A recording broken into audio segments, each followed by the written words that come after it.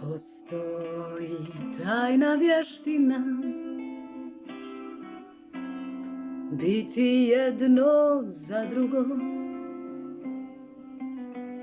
i kad potamni zlatnina i čutim da je gotovo,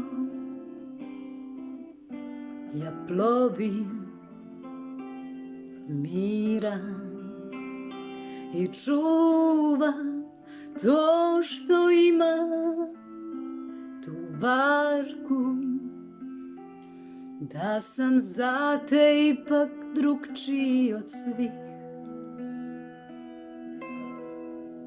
bivših.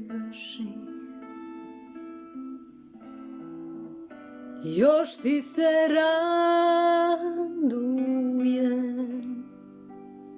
a nemam zašto biti ponosan na nas. Još ti se radujem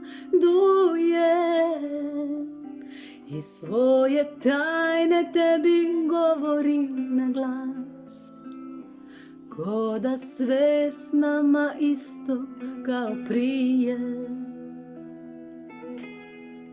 a nije.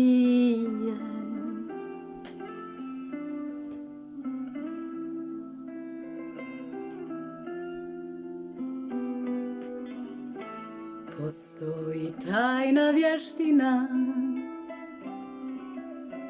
srcu se pokoriti, i to su priče za djecu u koje ne želim sumnjati,